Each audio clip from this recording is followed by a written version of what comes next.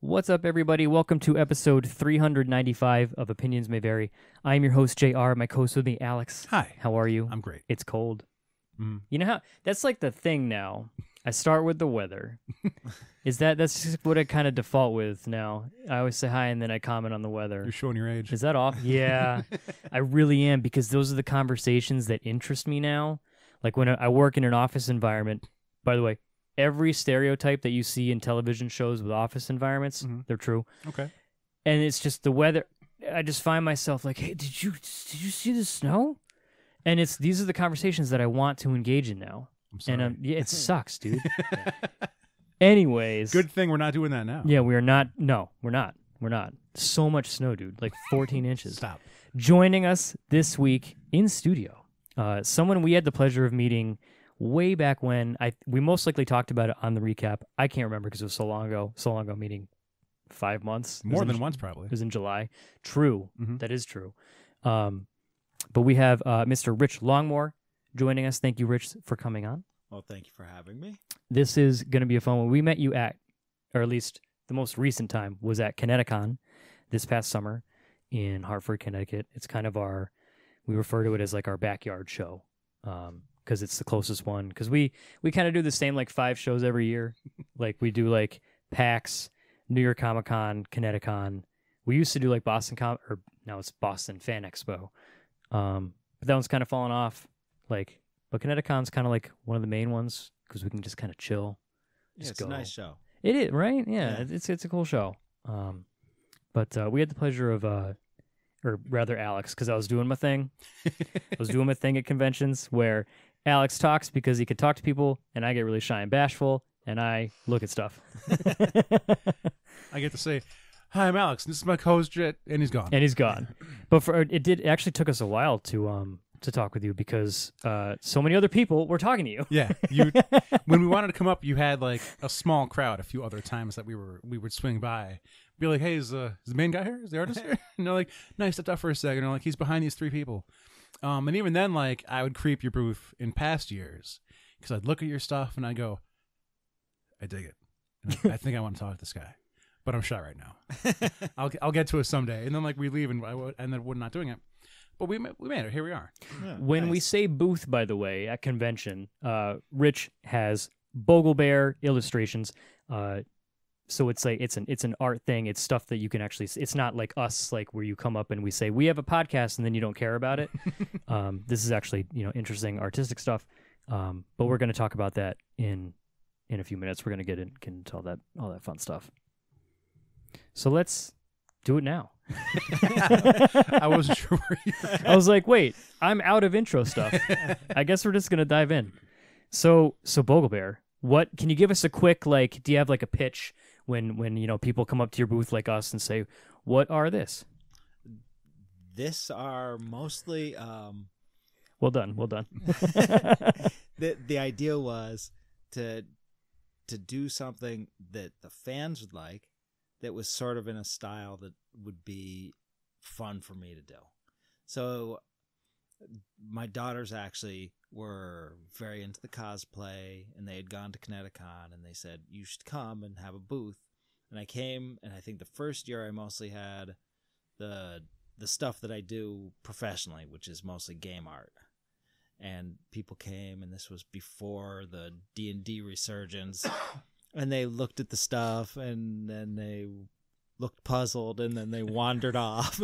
I think that we sold like maybe 3 drawings the whole time. And they were like, you should do fan art. You should do Pokemons. Mm-hmm. And I was like, I don't want to draw cartoons. That's like not something I would want to do. And then I thought, why not Pokemon in a sort of vintage naturalist style, like a Victorian, travel journal? Mm-hmm. So then I started doing them and started taking commissions, and I think we had like 3 drawings the next convention, and we sold a bunch of commissions, and now I think we're up to 60 Pokemons, and Damn. We've added cryptids because people want cryptids, and now because of the D&D thing, we're doing D&D monsters, which are super fun. So even at like 60 Pokemon, you're still out only maybe It's like 1%. 12% of the existing. Yeah, they've just added a whole bunch of new ones. Yep. I think they're over 800 at least. Yeah. Something like that. Yeah, it's crazy. We should check in with Kaiko. We should. Yep. He'll know. So whereas like the regular Pokemon, usually when you see one, either like in like a true to original form cosplay or in a cartoon or in the video game, they're a cute, cuddly pet that I'd want to take home. Whereas your versions look like the thing like Turok is hunting out of his old comic books. They It's do like sometimes your big have game that hunter look. like is out there with his 3-foot rifle. It's what they would look Exactly. like if you saw it in real life. That's right. And they're terrifying. They are a little scary. That's not a pet. I'm running from that thing. So that's excuse me. 'Tis the season. Right. So that's what draw me to it the first time around, because I think one of my original things I saw, I think you had a vicious looking Charmander. Do you have a Charmander? Yeah, I do have a Charmander. I saw a yeah. scary Charmander on there. There's also a Charizard. Charizard, Which that's is what I meant. gnarly. That's what I meant. you know. Yeah. And I was like, guys, wait, I have to look at some more of this stuff. And I think that was maybe at least 2 years ago. How long have you been at ConnectiCon now? I think this was our 5th year. Yeah. Oh, shit. Yeah. That's how long I've been creeping.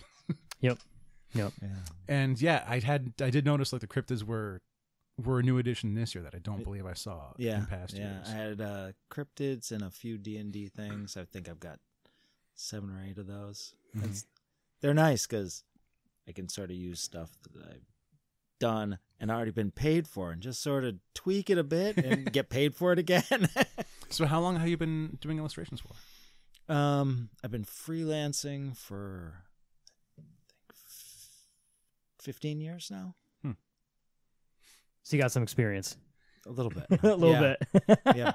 So let's say when you make that jump, because we talk to a lot of artists, and oftentimes like their art job is like their side job. It's like what they do for fun or for extra, because they have a different job that like has to really pay the bills. Can't afford to make a living off of it. Yeah. Right. And for a lot of times like it's a risky jump to go from like this is something I'm doing on the side to like this is going to be the thing. Yeah, this is not quite as risky because my wife has a good job that has health insurance. Mhm. So the health insurance that's really the big thing, right? You've got to worry about that. Yeah. It's another one of those adult conversations. that Yeah, you just exactly. Find yourself falling into. Yeah.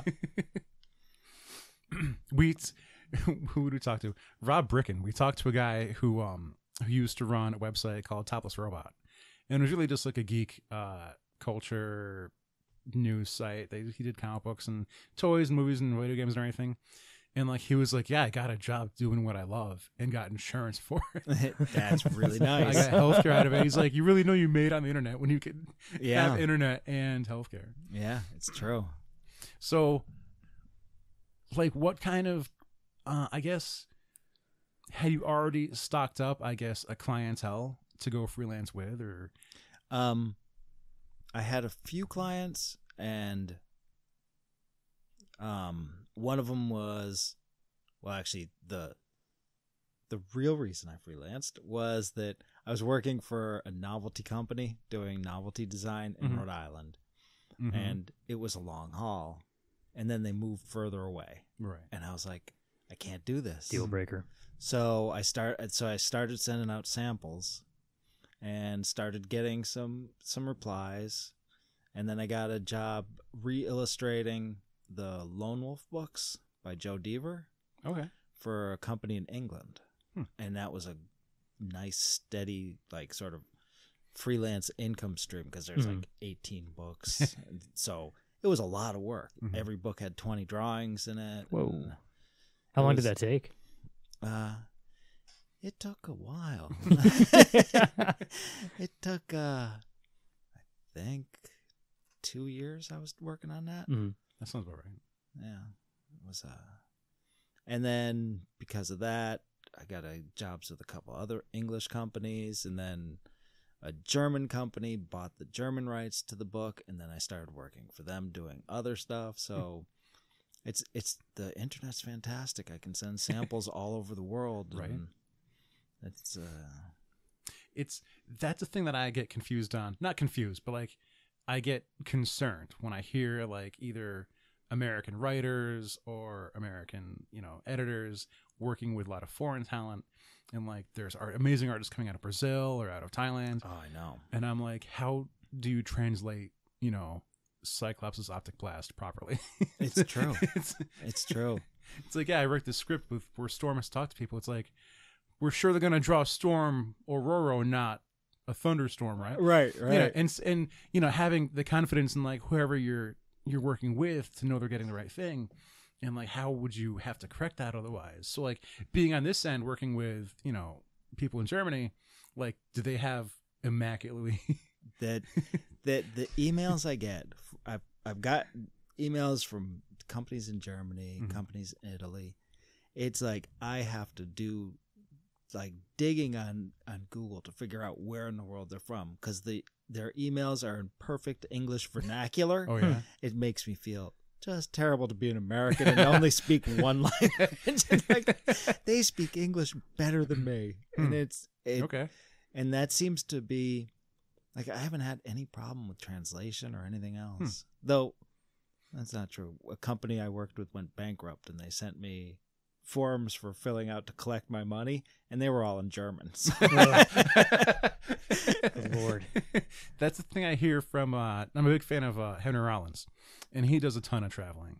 Right. And so one of his things is like he would meet like these southern rednecks who just get angry about music, and they yell about like foreigners, and then these Germans who like just can know like 30,000 more English words than they do. It's so true. Yeah. I mean, how much of the world knows how to speak more than one language? And over here, we speak American. That's right. Insecurities. So, you just sound like you had something. I kind of do it. Go it. My first, I'll call it an ignorant assumption when you would say to your daughters, we're going to help you, and like, why don't you draw Pokemon? In my head, I would just want you to draw my personal favorite Pokemon. Yes. So is that what was happening, or like did they were able to like narrow it down and be like, these are the most popular ones? These are the ones they were that like, these are my favorites. Is what They took advantage. Yeah, they did. They did. And it's interesting because the ones you get are the ones that you would never like. Everyone has their own favorite Pokemon, and they're all like the weirdest ones. Yeah. It's like Gudra. Why is that anyone's favorite? What He's gen a is that slimy from? boy. He's a slimy boy. Yeah. He's like a slimy dragon. And like he's just constantly dripping. Yes. I think he evolves from like Sligo or something like that. Yeah. But yeah, I mean, I was going to say, like, it's brilliant to do Pokemon pretty much in any aspect because everyone has their favorite. And when everyone sees their favorite, they go, oh shit, give me that because it's my favorite Pokemon. And you like, especially if it's more of an obscure one, like my favorite Pokemon personally is Raichu. It's an evolution of arguably the most popular Pokemon in the world. So like, it's cool because he's pretty much guaranteed to be in every game because that's the thing now with like the new Pokemon game with Dexit. Have you heard about? That's what they're calling it. Yeah. With the no national Pokedex, there's only 400 Pokemon in this game. Only 400. But I wasn't really nervous right off the bat. I was like, Raichu's going to be in it because you have to have Pikachu, so I was safe. But like, if you're a Gudra fan, or if you like Bellossom, and you find that thing like that's what reels you in because people see Pokemon. We saw Pokemon at ConnectiCon, and it's okay. Now it's time to flip through this and look and see what we got. And then you start to see the cryptids, and it's like, oh, okay, so there's more cool stuff that I really like. And now we're talking D&D monsters. Like, come on. So like, I feel like those are three, like genres, subgenres that like you made correct choices. Thank you.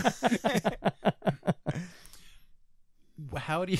Excuse me. Again, this is gonna be all day. 'Tis the season. I say it every time. When you choose a creature, I'll say, and then like what you're making is what did you call them? What kind of entry? Like a journal entry of like a Victorian naturalist diary, like a field guide almost. Yeah, like a field guide, like an Audubon, like the original Audubon book.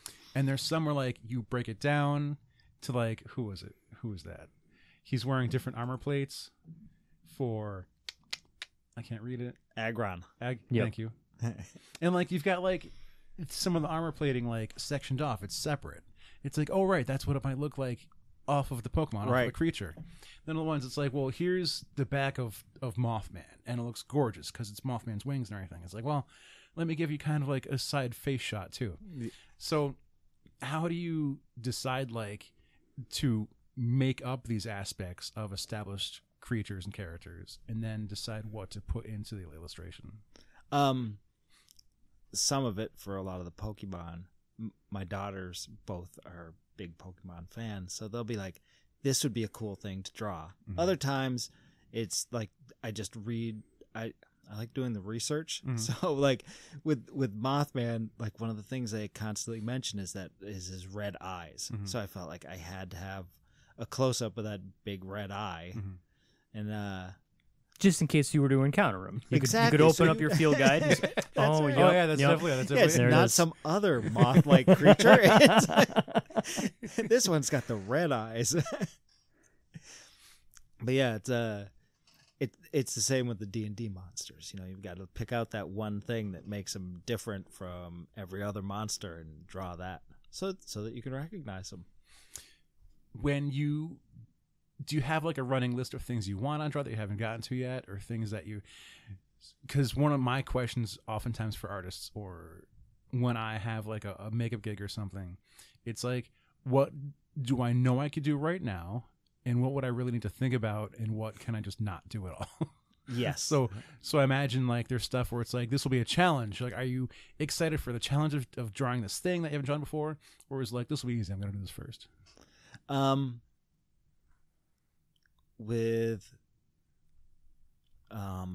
With the actual work I do, so like all of this stuff, mm-hmm. I sort of do for fun. Mm-hmm. You know, the style is relaxing, and it's an enjoyable thing. Like, it reminds me of when I used to work on paper. You know, so the good old days. These things are all fun, and I do them sort of in between the other stuff. Mm-hmm. And the other stuff, I like the stuff that's outside of my comfort zone. Like, I'm doing a bunch of illustrations for a book for Lamentations of the Flame Princess. It's a company.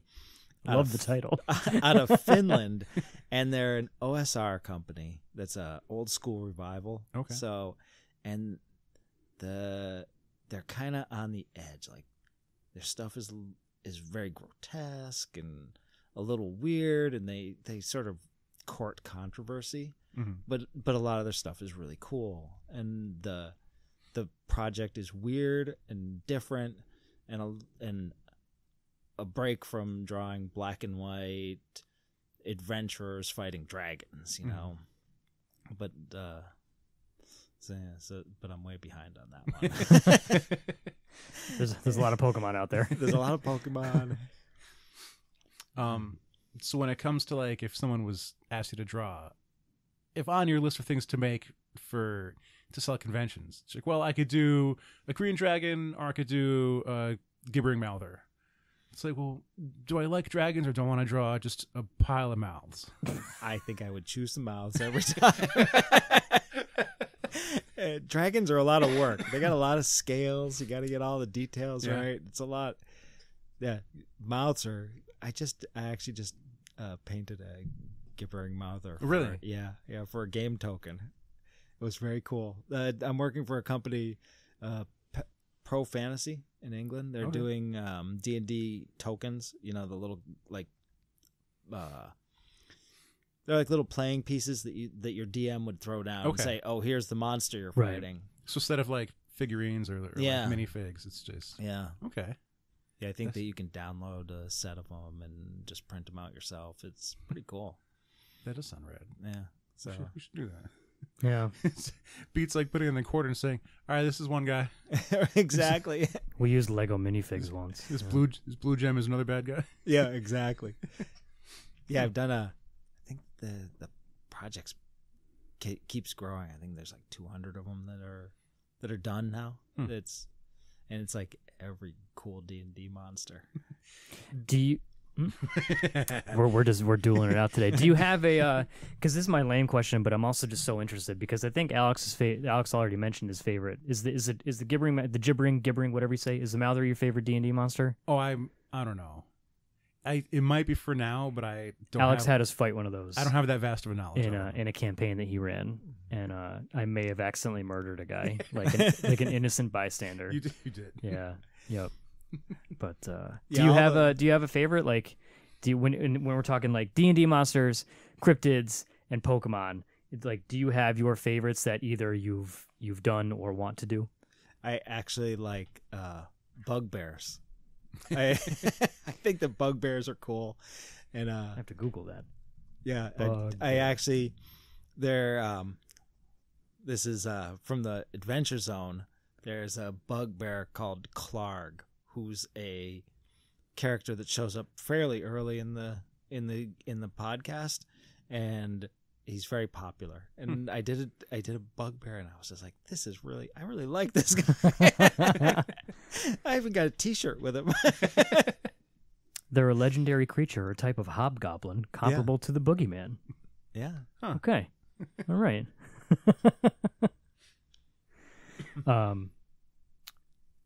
Alex, you had mentioned you're not sure if the gibbering is who's your favorite Pokemon? Alex is a big Pokemon Go player. Mm-hmm. Big Team Instinct. Yep. Yep. He's a very Gengar is my go-to. Oh, that's right. Yeah. Have you seen the new Pokemon game? Have you? Do you play Pokemon at all? I actually don't. Yeah. It's yeah. But I'm addicted. The new game, the new thing, has Gigantamax versions of some Pokemon. They're enormous versions, and sometimes they're unique. Okay, yeah. And Gengar has one, and it's incredible. Remind me to show you after we finish. That's very cool. But like, yeah, it's because like a couple games ago they had like the Mega Evolutions, and then they had the Z-type moves or whatever it was in the last game, and now they have the Gigantamax, so you can make your Pokemon enormous for 3 turns. In Pokemon Go, the gym raids. Yep. Has like just a huge Pokemon that you have to fight to try and capture it. Yeah. All the stuff you work on. Back to business. Do you get comps? Sometimes. Yes. Most of the time I do. Yeah. Mm-hmm. And if you don't, you just like print out your. It's like they didn't send me any of these tokens, but I got all the files. So. Yeah, I could. Yeah, a lot of the times I'm just like, well, it's going to be in German, so I don't really need a copy of this. Right.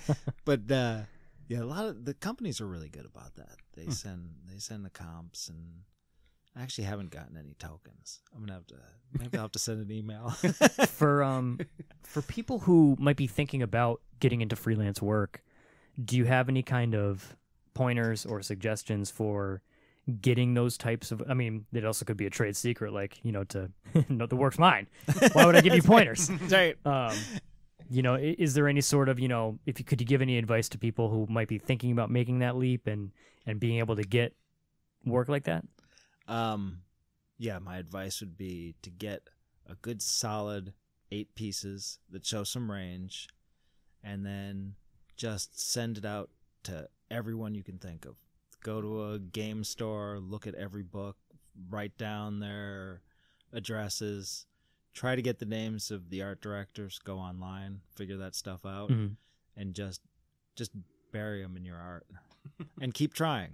And get used to rejection, I imagine. Yes, that's what I hear a lot of comic artists say. Yeah, comic. Oh, that's really hard to break into. Yeah, you don't even have to get used to rejection. You just have to get used to being ignored, because they won't say no. You'll just never hear from them. Right. And I guess is that worse than rejection? I think that's worse than rejection. The first few times you're like, well, maybe they just didn't get it. I'll send it again. But the other thing is that you send it, and they might not have a project right then that your stuff's going to be appropriate for. So you got to send it again, because the next time you might get lucky, and they're looking for, the steampunk style that's exactly like yours, and they've got a book that's ready to go, and they just need art. And so you just keep trying and trying. So it's not like hoping they held on to your portfolio. Yeah, you can't. That's expecting a lot. That is because you got to assume that they're getting so much stuff that your stuff, even if they're holding on to it, they've got probably that day they've got 50 fresh portfolios that have just come in the mail, right, or come on the internet. So you've got to get lucky, get there at the right time, and get an editor who likes your style, and then once that happens, it's sort of easier because you can say, I worked on this, and show that you actually got the work done. The number of jobs I've gotten because artists didn't finish the stuff on time, or they just completely flaked out and ghosted the editor. Probably not best practice. No. And it's always surprising, you know? It's like, this was a really nice job. This was this was one of the ones that isn't, you know, minimal pay and tight deadlines. This was a nice one. And the people still are flaky.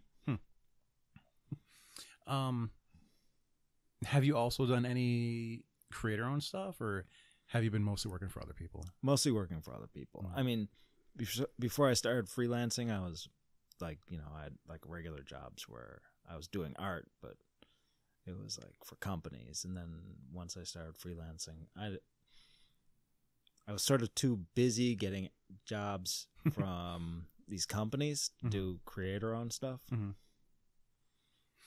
I've always been sort of interested in that. It's because that's one of the things that interests me is how long until someone has enough of their own idea where they say, I just want to draw my thing versus I don't want to draw your thing anymore. Yeah. It's like, yeah, I got my bills paid for the next month maybe. And like, can I just do my thing right, for a while? Right. Yeah, I've never been confident in my writing part of it. So like I've wanted to do comics, but I would need a writer. And then you got to that's a hard market to break into. Yeah. Yep. Do you have anything? I do. I have a thing because I'm really interested in we just kind of got into it within the last 5 years or so, but being a first edition D&D player such as yourself, do you see this?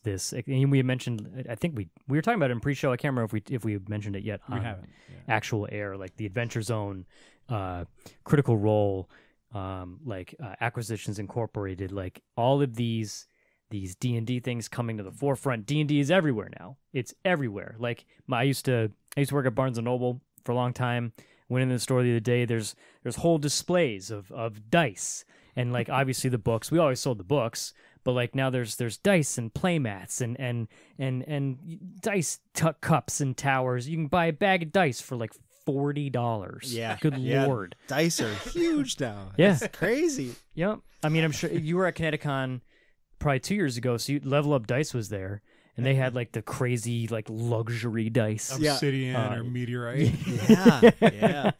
Rare earth metal dice. Is that uranium ones? Depleted uranium.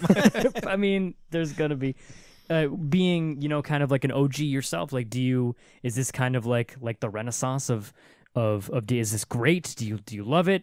Is it kind of like whatever? I was into it before it was cool. Like, what's your thoughts on the D&D culture these days? My thoughts are my people have won. We've taken over the world. That's what I like to hear. Because we were like the original nerds in high school that, like, you know, we skipped out pretty much our whole senior year to go play in our friend's basement. Do you remember like your first character? Oh yeah, of course. Of course. Is this something you like to talk? You know, would you mind telling us? He was a half elf thief, of course, because that was the coolest. That's the cool one. Yep. Wow. I don't know if this is like correct in D&D world.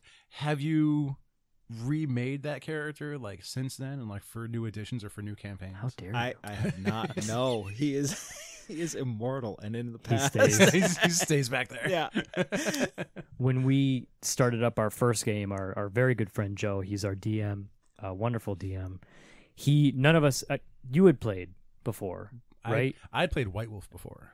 I don't know what that is. That's the Vampire Masquerade one. Yep. Right. Yep. Okay. Yep. But like none of us had really ever played before. Like I was still in the kind of a stigma like D&D, like Right. we're gonna play pretend. Why don't we just play video games?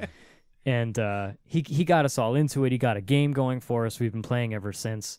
And he did this thing where he had us all pick someone else's like class and race. So like I can't remember who I think I picked you. Yeah, like Alex picked mine, and it's a Dragonborn barbarian. And it turns out right, he's pretty dope. But like we each had picked, I think every single one of us had picked a rogue. Yeah. For the other person. There out of like 4 people, there were 3 rogues. Nice. And Joe was like, "Try again, Please, you morons! no. All picked rogue." That's so funny. Because rogues are cool. Rogues are very cool. So I get it. But you had mentioned it's been a while since you played. Do you plan on? Is that something you plan on making doing on the regular nowadays, or just kind of watching it because you went to the Adventure Zone and all that stuff, so you're obviously still kind of into it. Yeah, I don't have a group near me. Mm-hmm. Like I don't know anyone around me who plays, and I don't feel like I need to play as much because I'm doing the drawings all the time, which is what I liked about when I played. I was always drawing my character. So now I'm doing the monsters. I'm doing characters. It's almost the same. And now my daughter's finally like got a group, so she tells me in a lot of detail everything that happens in her campaign. So I'm doing it vicariously. Nice. That's a proud dad moment. Yeah, definitely. I remember the days of fightering mouthers. I said fightering mouthers because gibbering. Anyways, that's legit. I'm gonna leave that in. I'm not cutting that out. No, that was good. I like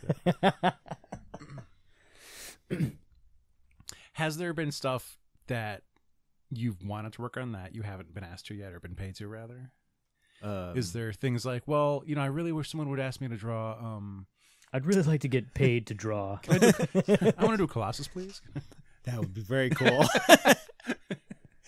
Not really. I don't think there's anything that I'm like dying to draw that no one's asked me to draw yet.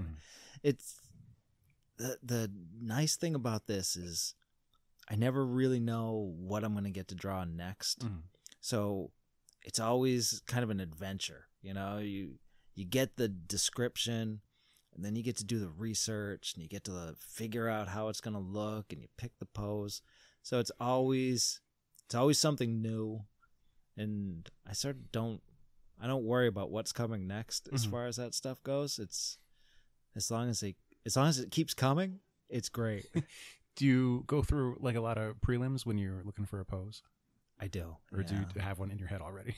Sometimes I have it in my head, but sometimes I need a hook. So I look at a lot of pictures and comic books, and there's so much reference out there now.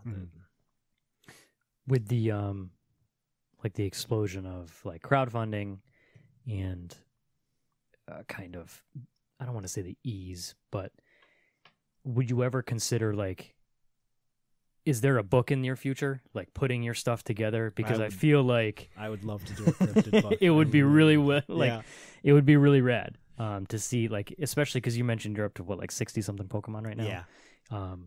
And then the D&D characters, and then even just original, like the cryptids alone would, like, I'd buy that book. Yeah, the cryptids would make a really cool book.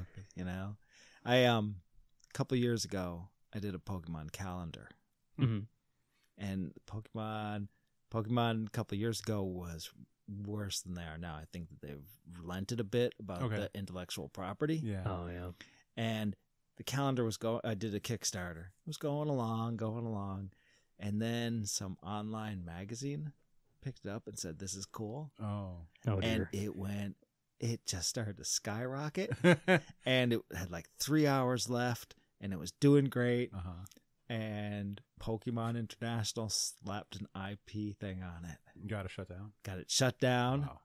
And they said, we are determining whether this is an intellectual property violation. So it wasn't dead, but it like killed the momentum. And of course, then some people were like, we're not going to bother. Right. So we lost a lot of sales. Then like 2 weeks later, like, I don't know, like 2 weeks before the new year was a calendar. They said, it's okay. Fine. Go ahead. You can have your last 3 hours. And I was like, Oh, so when do you get those 3 hours back? We Like, got was it, the like, we got the suspended? 3 hours. Yeah, it was just suspended. It was just like it was, and then we had to scramble to get the things made and out. Right. But it was successful, and It was, yeah. okay, rad. Yeah. For a second, I thought it was going to be we got hit with a cease and desist, and we got shut down. Yeah. And it's not like you could take those versions of those illustrations and say like they're parody. It's just silly. Right. Exactly. Sorry, they're terrifying. Right. It's an interesting sort of gray area because there's a lot of fan art, and a lot of it's like there's a lot of Kickstarter projects that are like Pokemon that look a lot like Pokemon. Right. Yeah. When you have 800 or something, Yeah. people are gonna duplicate it. But what do you work on? Because you had said like pen and paper is old school now. yes, let's talk medium. Right? Yeah. Do you work digitally now? I've worked digitally for a long time. Yeah. Yeah. I work on an iPad Pro now. Mm-hmm. Absolutely the most amazing thing in the world. But like I started working in like the early 90s on an Apple Quad doing children's edutainment software for a company in Canton, Connecticut. Okay. And we were drawing with a mouse in a 32-bit program. We didn't even have Photoshop yet. And I worked there for a bunch of years. And at one point, one of the bosses got an early serial port Wacom tablet or Wacom. Right. The big one. Okay. And hated it because they had learned how to draw on a mouse and they hated this thing. So they were like, does anyone want to try this? And I was like, I'll try it. And the company got bought by Davidson out in California. And then Davidson got bought by a French water company. And they decided that we were going to be in a zero phase where we weren't working on any new projects. So we were like idle for 6 months. Were you still getting paid? We were still getting paid. Okay. We still had to come in. We still had to sit at our desks. We still had to pretend that we weren't working on our own stuff. But I had this great big Wacom tablet in front of me, and I just started to draw on it. And since then, that's all I've been doing. I've just been digital. When my Mac Mini started to get slow, I was like, do I replace the Mini or do I go with the Pro? And a friend of mine was like, you've got to get the Pro. And now it's crazy what you can do with just like the simple tablet.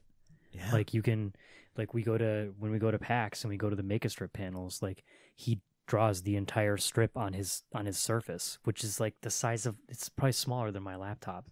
And he's drawing like professional grade, web strips that he's posting on the website that's eventually going to be published in a book. And it's crazy. Yeah. It's crazy. Yeah, the digital stuff has just completely changed the world. It really has. Mm-hmm. I learned paste up and mechanical, like when you still had to paste stuff and like that kind of stuff. All that is so different now. Right.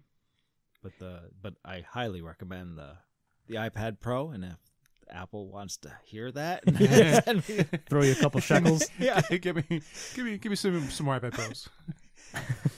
I can't think of his name right now. I'm trying to look him up. Who's the colorist for Amanda Connor? We saw him at TriffiCon twice. Oh, you're killing me. The colorist for Amanda Connor? Yep. Oh, now we have dead air. Paul Mounts. Yep, that's it. Paul Mounts works exclusively on iPad Pro. Really? Yeah, he brings that with him to conventions and everything. Yeah. Like when he does like con commissions, he has like his own set of paints and markers or whatever. I think he uses a lot of Copic markers or whatever. Oh yeah, those are fantastic. Yeah, but like when like his work with Amanda, it's on his iPad, and like it's just like how easily and like how smooth it looks. Yeah, like I don't know, good for coloring. How to do any of that stuff, but and if you mess up, you just press the button, boop, gone. Yeah, That's why drawing on paper so hard. You don't have that Command Z. So it sounds like you took on to the adapt or die pretty early. Yeah, I think so. Yeah, I was an early adopter of the technology.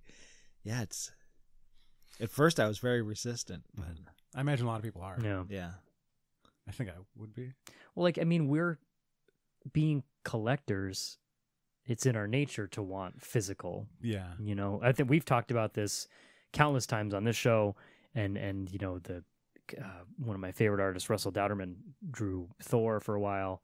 He's incredible, but he's entirely digital. Mm-hmm. It's like if you want originals, like he prints out the high quality prints that you can get. I'll have to label them one of one. Yeah, or something. and it's like this is the original art in the best form that I can give to you because I can't give you my tablet. Right. You know, Saga is all digital. Save the file, I guess. Really? Yeah. Wow. Fiona Staples does the whole, so you're not going to be getting Saga original art. You know. Interesting. So it's one of those. It's amazing for artists because it makes their lives so much easier. But as collectors and fans who want like originals and stuff like that, it is kind of it's a bummer. Right. But you know, I guess we'll make do with amazing comic books. Tom Rainey had said he likes working on paper for like comic books because he knows he could probably resell those at some point. Right. But like when it's commercial work, he just bangs it out in digital. Right. Mm-hmm. All right. Because Makes like sense. no one's gonna want to buy the art for like this convention cover. Time is money. Yeah. One of the things that I saw this year that I don't think I saw last year with you at ConnectiCon was that you're in costume. Yeah. The past 2 years, I think. Has it been? Yeah. Because like with your setup, it looks like the inside of an adventurer's tent. Yeah. Because do you have a rug? I believe. Yeah, we have a rug. There's a rug. It looks like there's drapes as if you're entering like there might be tea at some point. That is the aesthetic we're going for. Funniest thing is so many people asked if they could walk on the rug. Oh no, God no. This is a very important rug. Yeah. It's for sale actually. I think I got it at the job lot. So has that been like just to add to, is it to accentuate your art or just to have some more fun while you're there? Just to have more fun while I was there. Yeah. I think 3 years ago, there was a guy selling pith helmets, and I was like, you know what would be great is if I came in costume because I want a pith helmet. It's an excuse to get a pith helmet. Exactly. Yep. Yeah. And I think in pre-show we mentioned Brass Ring Academy, which is a steampunk show at the Carousel Museum. New Britain? Yep. Yeah. Yeah. Yep. Was that your first steampunk show? That was our first steampunk show. And it was interesting. It's a different clientele. Mm-hmm. They were not as interested in Pokemon. Yeah. See, I think both Alex and I. Some of them might be, but you gotta hook them somehow. Yeah. It is like to compare the two, because ConnectiCon, it's a lot of young people, a lot of teenagers and under, A lot of anime. not that many. Like me and we're in our 30s, me and JR, and like there's not a lot of us. Right. A lot of it's younger than us. Yes.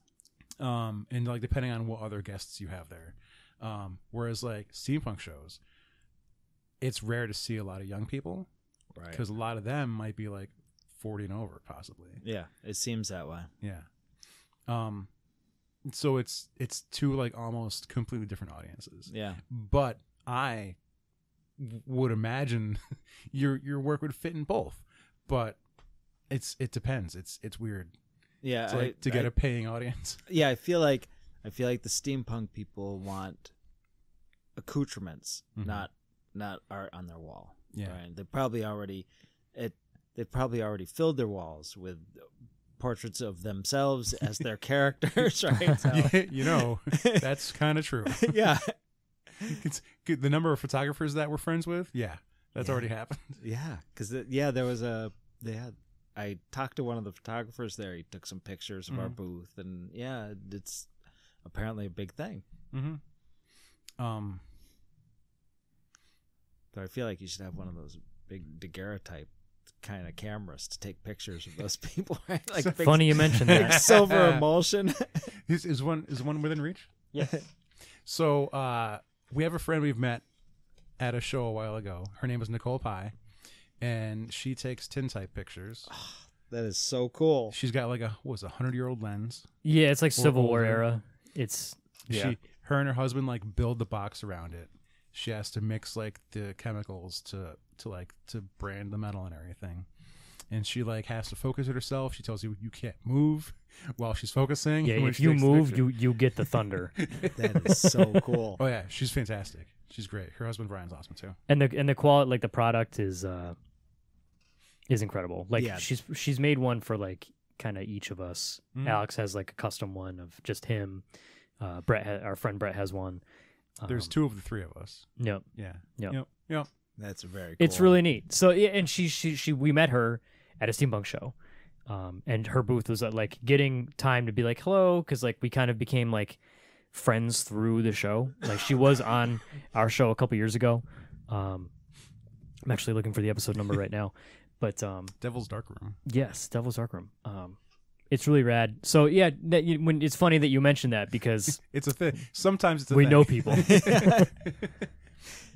Do you see any other shows in your future? Like, are you considering branching out, or you don't want to stick with what works as far as like doing conventions? I think I'm kind of comfortable doing what works. It seems like the show it's kind of exhausting. I don't understand how these people can do it every weekend. Oh, it's just it's a lot. You've got to set up and talk to thousands of people. It's like I'm used to being quiet and listening to my music and getting my drawings done. Like, all this social stuff there has been like a weird mix to try and like get artists to commit to, because a lot of them are so used to like being in their dark room with their single light or like their screen in front of them, and that's what they're working on for hours and hours. How did you put it at Brimfield? Like a goblin, a trash goblin. Yeah, it's very true. The Brimfield, you know Brimfield, right? Yep. Yeah, the I call it a flea market. It's an antique show. It's a flea Yeah. market, and like I was joking about like there's a friend of ours who was like had artwork there, along with like his girlfriend's artwork and a booth of stuff, and I was like, yo, this dude is doing it wrong. He's sitting out front where everyone could see him. That's not how you do Brimfield. You sit in the back under a heap of trash. It's so true. You're a trash goblin. No one knows you're there until you speak up. Would you like to see my wares? Yep. And then to have to go to a show and like either you can try and just sell your product off its own merit, or you got to try and pitch it and like talk to people to sell it. Yeah. Which it's a challenge for some people. Yeah, and I feel like some shows selling it probably works, but with a lot of the younger kids, they don't really want you talking to them. Mm-hmm. Like, yeah, they're I want to look at this. Yeah, they don't want you to interact with them unless you are asking to take their picture with the rest of their group of people, all in the themed costumes. This is a weird business question. Having had a booth for so long, there's some people who I see like have their QR code up, and they don't do business cards because they're like, they're just gonna look for me online. Just look for me online. I'm online. Just look for me online, and they just refuse to do business cards. And so other people like swear by business cards.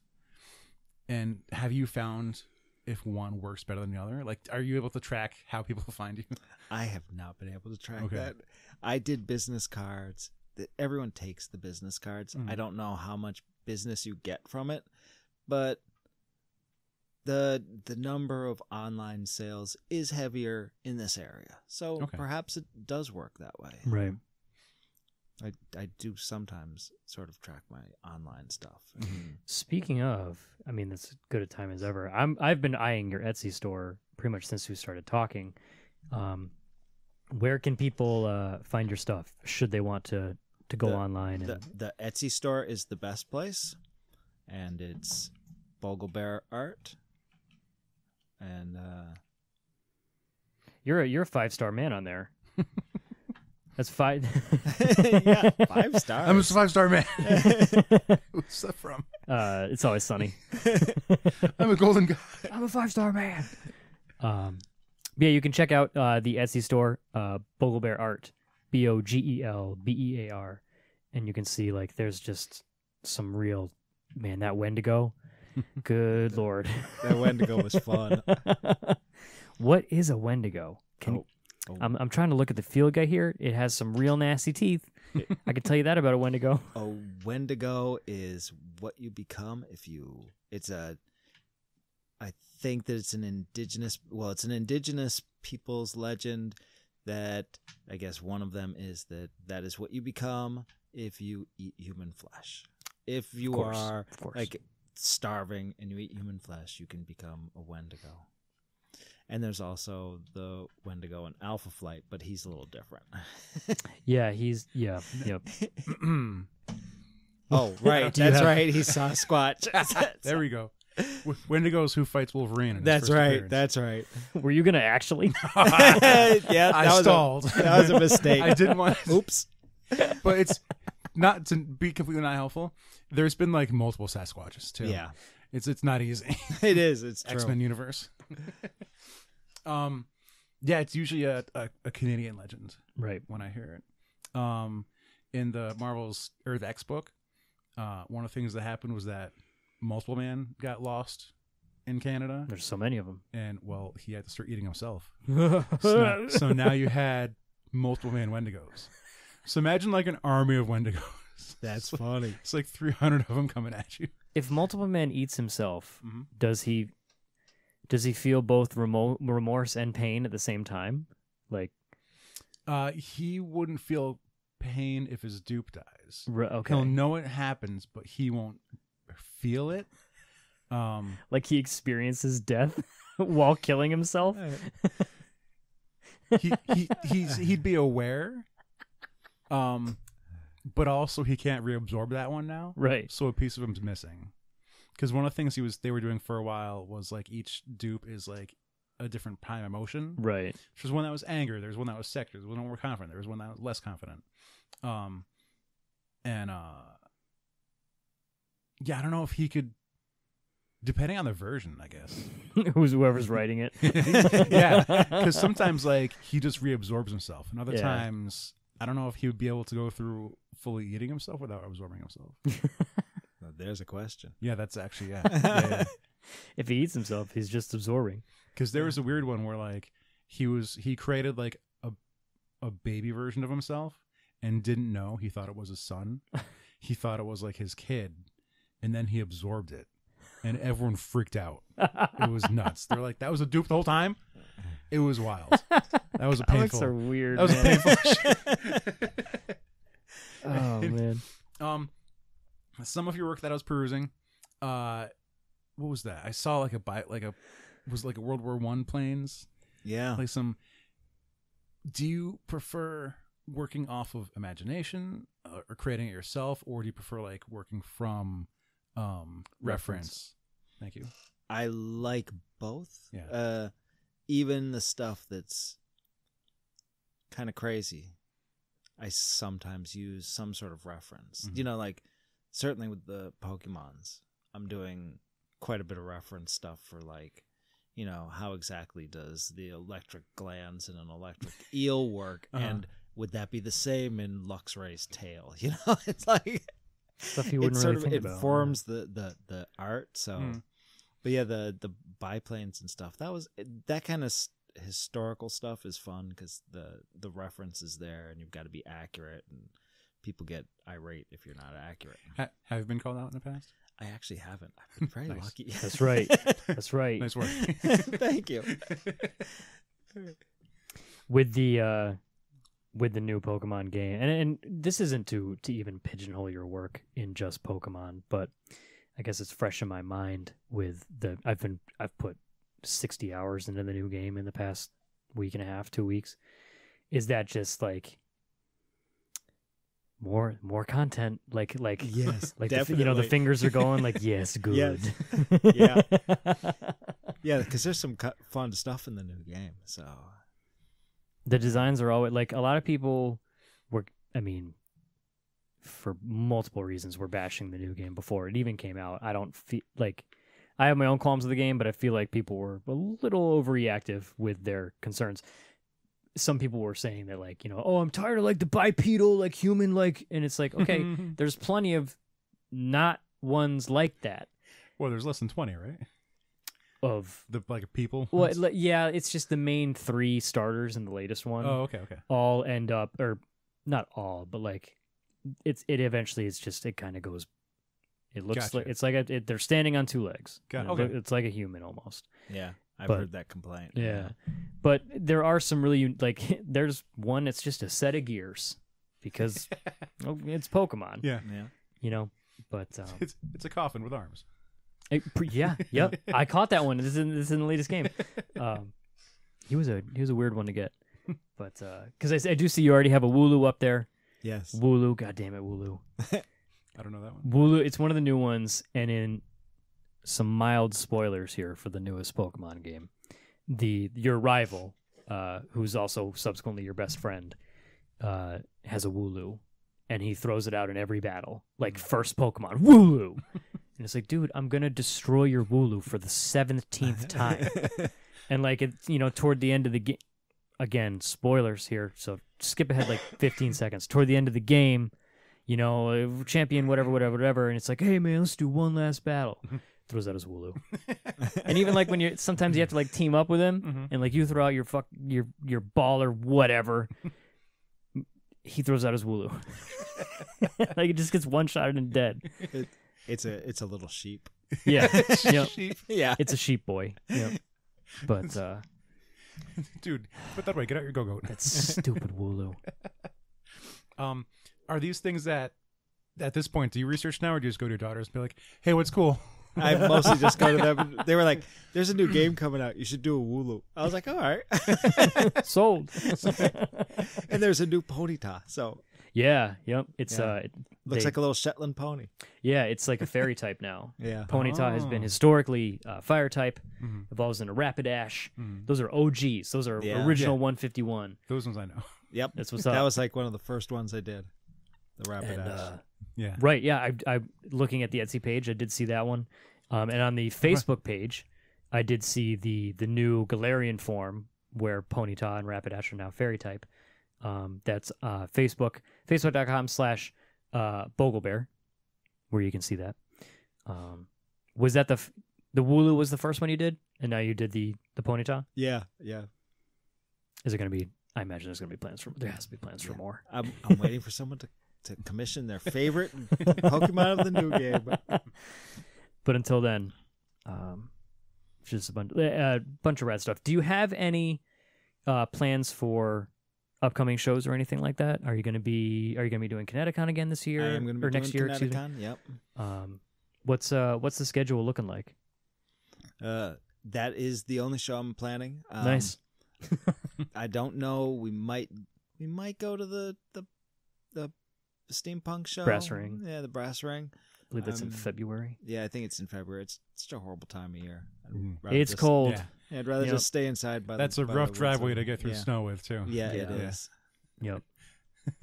And if you're, you don't want to be wearing like a winter coat over your steampunk outfit. Exactly. Yeah. So that is an excuse to buy some kind of cool steampunk coat. True. And just hope that it's functional as well as something that would look good with a pith helmet. I've seen like the vendors that manage to sell like their $5 to $12 medals to pin on their coat, along with their other 50 medals. Yeah. Compared to like a really gorgeous gear throne. It's like they just don't have the cash to invest in a gear throne. Yeah. Right. Would I want one? Or the space. Definitely. Yeah. Do I have the $2,000 for it? Not really. It's so true. Yeah. So I get you. Coming back to what you were saying before, I get it. If you can, check out Watch City. At least for a visit. It's a fun. That sounds really cool. And it's free. Yeah, that's a big plus. Yeah. Good shows too. You did ask about conventions. I'm pretty. Yeah, go do it. As far as like, do you have any more soon to be released products that you're working on? Or are they all international? They're all international, but you can get them at your local stores. the pro fantasy stuff, I think they sell here. Most of these companies seem to have an American retailer that handles their stuff. Let's see.